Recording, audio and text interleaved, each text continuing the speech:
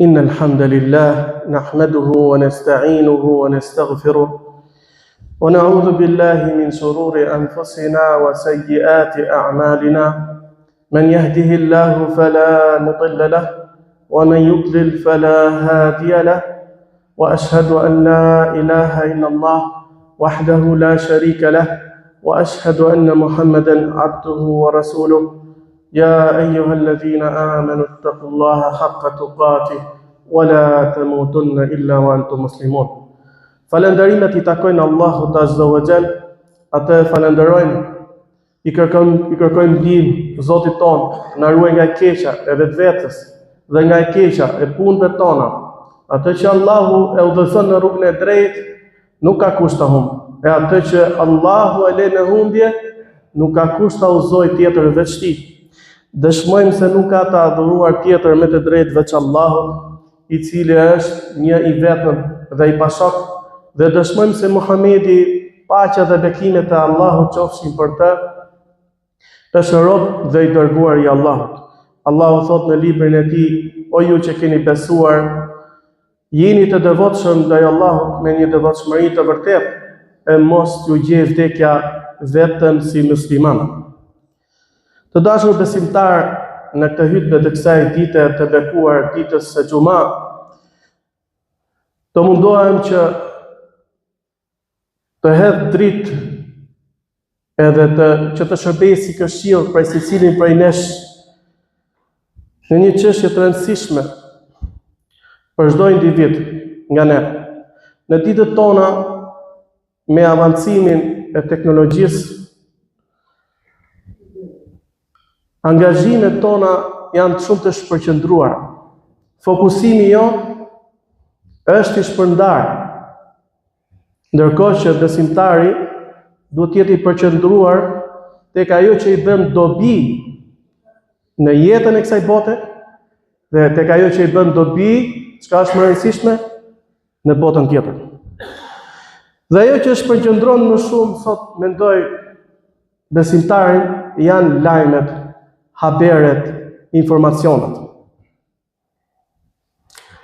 Sa njerëz që interesohen sot me lajme që mbulojnë fushën e politikës, ngjarje sociale, zhvillime ndërkombëtare, lajme të politikës me vite me radhë, integrimi I Shqipërisë në Bashkimin Evropian, histori prekje të një qeni, incident në Big Brother, kronika të zeza pafund, rreth muzikës, këngëtarët, futbollistët, jeta e tyre, paratë që fitojnë, si shiten, si blehen, kush e mori, kush se mori, lajme në mëngjes, lajme paradite, në drek, mbrëmje, darkën vonë. Lajme ke ky kanal televiziv, tek ai kanal tek një tjetër, radio, në internet, Facebook, Twitter, TikTok, YouTube, Instagram, plot të tjera. Lajme pafund. Të bëhet koka vallë, kur I thuhet. Është normale kjo? A është dobishme kjo? A duhet të jetë besimtari kështu I lirë, mall I lirë, që këto bëjnë çka duan me mendjen e tij, me ndërgjegjen e tij, me shpirtin e tij,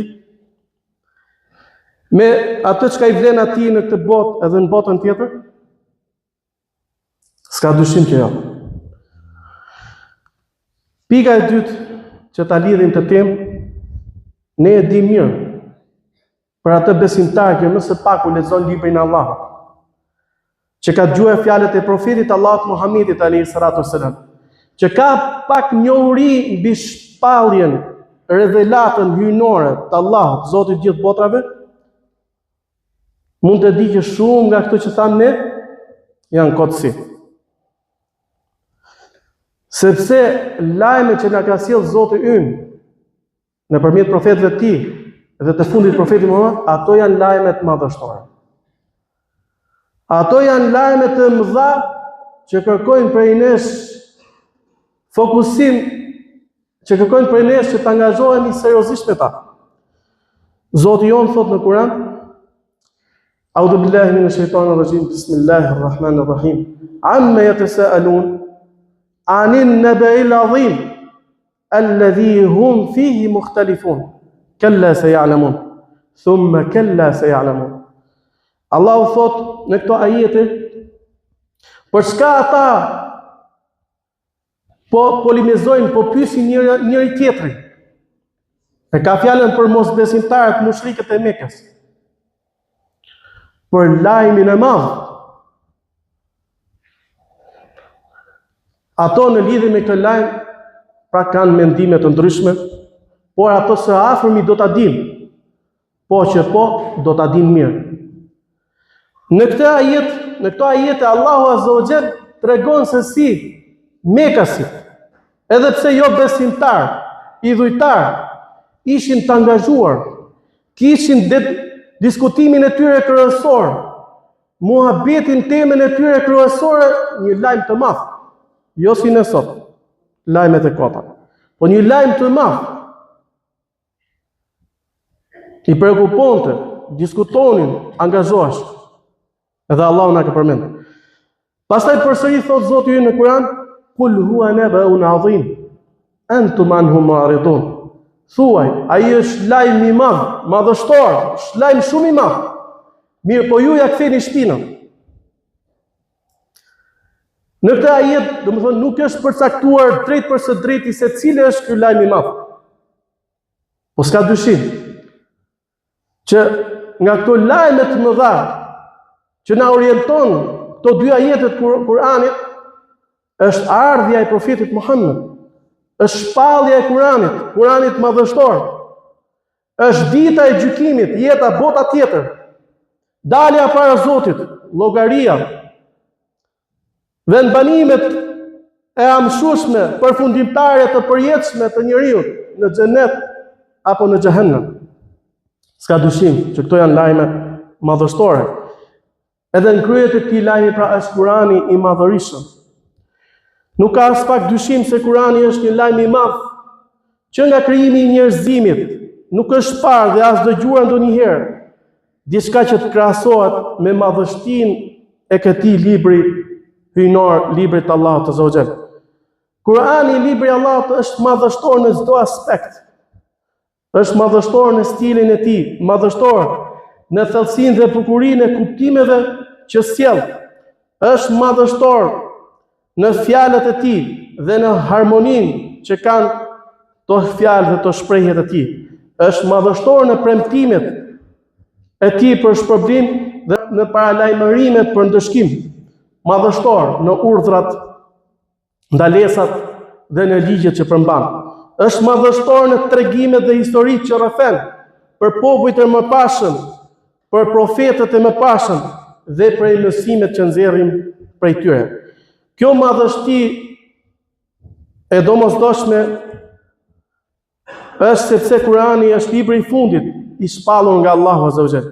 Ai është vërtetues dhe mbizotrues mbi të gjithë librat e mëpashëm. Është një ligj universal për çdo njeri, për çdo popull dhe për çdo brez. Ai erdhi me qëllim të qartë, të sjellë përmirësim, udhëzim dhe lumturi në jetën e njerëzve, në këtë botë dhe në botën tjetër. Kurani na njofton për Allahun dhe madhështinë e tij.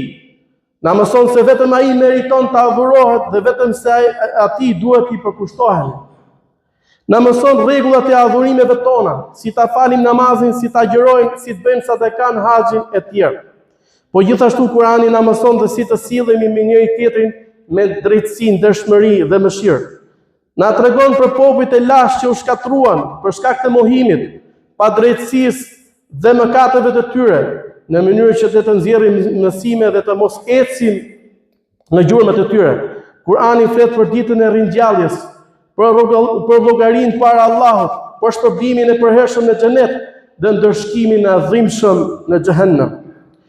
Ky lajm i madh na flet për çdo gjë, që nga krijimi i universit e deri në momentin kur njerëzit do të marrin vendimin përfundimtar, ose në lumturinë e përhershme në xhenet, ose në dënimin e përjetshëm në xhehenem. Dhe ky libër i madh nuk zbriti vetëm për arabët, për kureshët apo për popujt e asaj kohe. Jo. Ai zbriti për gjithë njerëzimin, për gjitha kohrat dhe për të gjitha vendet. Ai zbriti për mua dhe për ty, për këtë brez dhe për brezat që do të vinë pas nesh.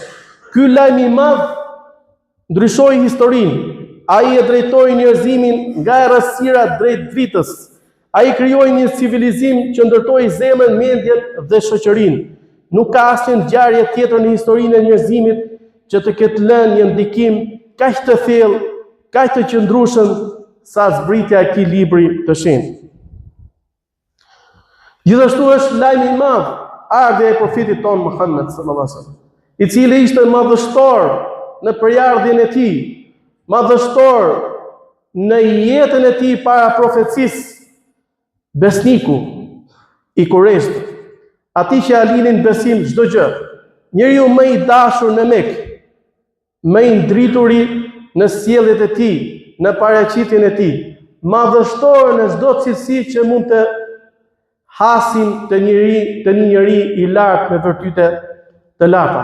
Profeti jon Muhammed sallallahu alaihi wasallam, i cili për një kohë të shkurtër arriti që ta nxjerrë njerëzimin e asaj kohe nga ato ignorancët e thella të idhujtarisë për në dritën e monoteizmit, të adhurimit të Allahut një të vetëm. Ai që ata njerëz që dukeshin të pavlerë në sytë e botës sa asaj kohe, arriti që t'i unifikoj, t'i uzoj, t'i drejtoj dhe t'i bëj mbartësit e një civilizimi më të fuqishëm që ka ekzistuar ndonjëherë në sipërfaqe tokës, i cili do ta lindë dikimin deri sot edhe deri në ditën e Kiametit me lejen e Allahut azza wa jall. S'ka dyshim se ka lajme shumë madhështore vëllezër. Mjafton që ne të lexojmë librin e Zotit tonë, që ne të ndjojmë porositë e profetit tonë Muhammed sallallahu alaihi wasallam, dhe do kemi aq shumë lajme madhështore, saqë kur ti lexojmë, kur ti meditojmë, kur ti jemi me to, do na duket shumë kotësi, këto që thamë më parë. As do t'ja hedhim syt, as do t'interesohemi shumë për to, se e dim që janë në përgjithësi kotësi. Prandaj është një pikë e rëndësishme që duhet ta vë në dukje në këtë lajme besimtar. Duhet çlirohesh nga lajmet e kota të parëndësishme. Pse duhet ta ngarkojmë veten tonë, mendjet tona, qenien tonë, shpirtin tonë, ndërgjegjen tonë me lajme të kota, të cilët jo vetëm që nuk janë të dobishme për jetën tonë të kësaj bote dhe ahiretin, po mund të jenë edhe të dëmshme. Profeti jon Muhammed sallallahu alaihi wasallam son dhe thot: "Min husni islamil mar'i tarkuhu ma la ya'nih." Nga islami i bukur i një personi është lënia nga ajo që ai të cilën nuk ka interes. A do ta kesh islamin perfekt? Pra që ti të jesh fetari më i mirë, me zbatimin më të mirë të fesë tënde, largohu nga gjërat e kota, nga gjërat që nuk bëjnë dobi për përkundëse janë të dëmshme. Duhet largohet besimtari nga gjërat e ndaluara, nga gjërat e dyshimta, nga gjërat të urryera, apo madje edhe nga gjërat e lejueshme, po që nuk kanë ndonjë dobi të madhe. Ose ai nuk ka nevojë ose nuk ka interes për ta. Gjithashtu thot Zoti ynë: "La khayra fi kathirin min najwahum illa man amara bi sadaqatin aw ma'rufin aw islahin bayna an-nas." Nuk ka dobi në shumë prej bisedave të tyre. Pra njerëzit kur bisedojnë, kur rrinë mes njëri tjetrit, kur trajtojnë këto habere, lajme, informacione apo çfarë do qofshin, nuk ka hajër, nuk ka mirësi. Përveç, thot Allahu azza wa jall, ai që urdhëron për sadaka, për të ndihmuar tjetrin, për që të jetë në ndihmë të nevojtarit, të fuqarait, të hallexhiut, të atij që ka probleme. Kjo është bisedë e rëndësishme. Ky është lajm që duhet merret shumë njeriu që don të jetë në rregull me Zotin e tij. Au ma'ruf, apo diçka që është e mirë. Ti mësosh njeriu tënd, familjarit tënd, të afërmit tënd, shokut, mikut tënd, qoftë edhe fjalën la ilaha illallah, ta uzosh në Islam. Ti mësosh diçka të dobishme nga feja e Allahut azza wa jall. Madje ti mësosh diçka të dobishme nga jeta e tij e përditshme, nga një zanat apo diçka që ai ta bëjë dhe jetën e këtë botë më të lehtë. Pra ti mësosh diçka të mirë, pra të bisedosh për diçka të mirë, au islahin bayna an-nas. Dhe treta, ose të pajtosh mes njerëzve, sa e sa grindje kanë njerëzit me njëri tjetrin për gjëra koti. Pra, preokupimi, ai që duhet të jetë për ty lajm, përveç të dyre që përmendëm në këtë ajet kuranor, është që ti të përpiqesh të pajtosh. Kur vllai është hasmërit kot me vllain e tij, apo i afërmi me të afërmin e tij, apo komshiu me komshiun, apo shoku me shokun, miku me mikun, ky të jetë preokupimi jon, që ne të pajtojmë pra mes njerëzve. To janë porosi shumë të vyera që na tregojnë ne dhe na orientojnë rrugën tonë në këtë det lajmesh, informacionesh të kota që humbet edhe njeriu, ndoshta më i kulturuar apo më i shkolluar apo më me nivel. Allahu na rrit. Kështu që të fokusohemi, vëllezër, porosia e fundit, të fokusohemi në lajme të rëndësishme, në gjëra të rëndësishme. Unë do t'ju tregoj një tregim për të dhe për ta pasur ne akoma më të qartë dhe më të përforcuar se sa e rëndësishme është që të fokusohemi tek lajmet e mëdha. Nga Abu Sa'id al-Khudri, një nga shokët e Muhamedit, Allahu qoftë i kënaqur me të, thotë se gjatë jetës së profetit ton Muhammed sallallahu alaihi wasallam, një ditë pra ndërkohë ata ishin në Medinë, një ditë një ujk sulmoi një delën. Një bari nga baritë e Medinës kishte tufën e tij me delë me bakti dhe i kullosën e periferi të Medinës. Tufën e delëve të tij e sulmon një ujk. Dhe ky ujk rrëmben një delë për kësaj tufe. Mirë po bariu, si normal, që duhet ta ruajë atë baktin e tij, pronën e tij, shkon e ndjek nga pas të ujë. E ndjek derisa ja merr. Ja merr prej goje e thënë. Atëherë kur ja merr këtë delë, ujku vazhdon ulet diku më njan, ulet pra në bisht, siç ulet zakonisht qeni. Edhe pastaj i thot, i flet këtij bariu: a nuk i friksohesh Allahut? Ma more furnizimin që Allahu ma kishte sjell. Bariu ngelet i shtangur, i habitur. Ky është lajm, një ujk i flet një njeriu dhe thot, sa çuditshme. Një ujk që flet në gjuhën e njerëzve, tha ky bari. Ujku i tha: a të tregoj diçka më të çuditshme se kjo? Pra lajm më të madh se ky. Muhamedi në Yathrib, në Medinë, u tregon njerëzve për ngjarjet që kanë ndodhur më parë. Pra u tregon njerëzve lajme shumë më të mëdha dhe shumë më të rëndësishme se kjo që ti po habitesh kaq shumë. Atëherë bariu i çoi delet e tij në Medinë, i vendosi në një cep, pra diku me një cep aty ato banesa që ishin. Dhe me një herë shkoi tek profeti Muhammed për të treguar se ç'kishte ndodhur. Ky bari ishte jehudi, jo musliman. Mirë, po normal kur njeriu ngjon të lajm të jashtëzakonshëm të mrekulli që i nga ndodh profetit ton Muhammed sallallahu alaihi wasallam, shkon para profetit Muhammed, tregon ngjarjen dhe bëhet musliman. Pastaj profeti sallallahu alaihi wasallam i thret njerëzit që mblidhen në xhami, se normal që është një ngjarje e madhe. I thret njerëzit që mblidhen në xhami dhe i thot bariut, tregoju atyre çka ndodh. Dhe ky bari pastaj ja tregon njerëzve të Medinës se ç'ndodhi. Atëherë tha profeti Muhammed sallallahu alaihi wasallam, ai ka thënë të vërtetën. Pasha atë në dorë të cilit është shpirti i Muhamedit, nuk do të vijë ora e kiametit, pra dita e kiametit, derisa kafshët e egra të flasin me njerëzit, dhe njeriu të flas me majën e kamzhikut të tij, me rripin e sandales së tij, dhe kofsha e tij do t'i tregojë se çfarë kanë bërë familjarët e tij më pas. Pra ky hadith, o vëllezër, është një hadith, është një ngjarje madhështore, një lajm i madh. Pra një ujk, një kafsh që ne domon e trajtojmë me përbuzje. I çdo domon është prekupohet aq shumë, fokusohet kaq shumë sa që i tregon një njeriu se çfarë duhet të ketë ai më të rëndësishme, se çfarë duhet të ketë ai prioritet, edhe pse ai tronditet, se ku ai duhet fokusohet më shumë. Pra duhet fokusohet më shumë tek profeti Muhammed, tek lajmet që sjell profeti Muhammed, tek ajo çka u mëson profeti Muhammed njerëzve. Edhe pse në të vërtetë ky lajm që të flasë një kafshë është lajm i madh. Imagjinoni sot ditët tona vetë. Fliste një kafshë. Ta filmonte dikush. Shpërndajnë gjithë rrjetet e botës.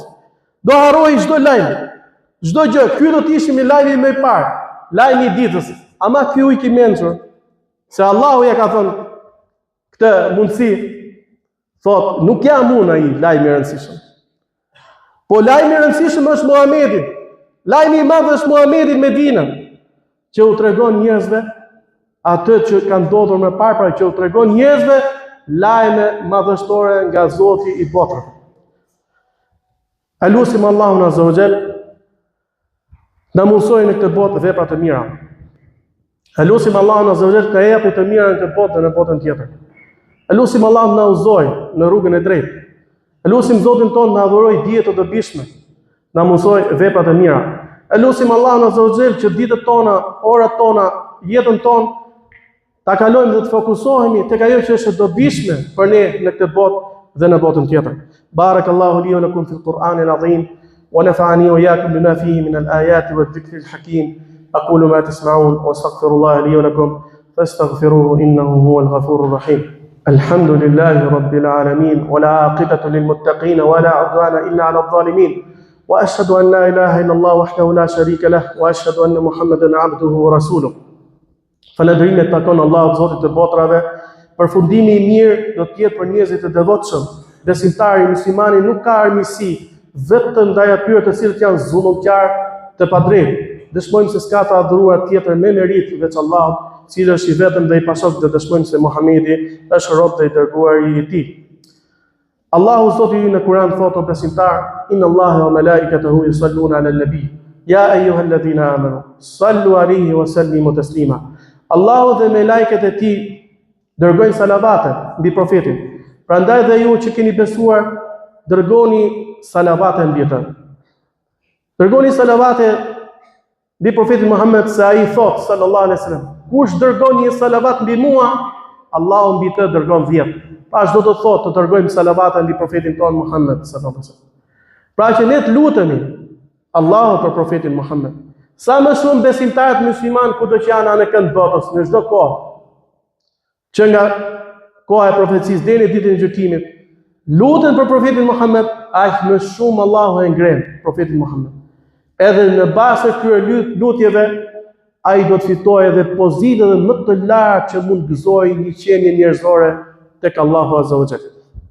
Prandaj ne duhet i bëjmë shumë salavatet, pa qoftë duke thënë shkurtimisht Allahumma salli wa sallim ala nabiyyina Muhammad, apo sallallahu alaihi wa sallam, apo edhe që është forma më e gjatë më e plotë, Allahumma salli ala Muhammadin wa ala ali Muhammad kama sallaita ala Ibrahim wa ala ali Ibrahim innaka Hamidum Majid. Allahumma barik ala Muhammadin wa ala ali Muhammad kama barakta ala Ibrahim wa ala ali Ibrahim innaka Hamidum Majid.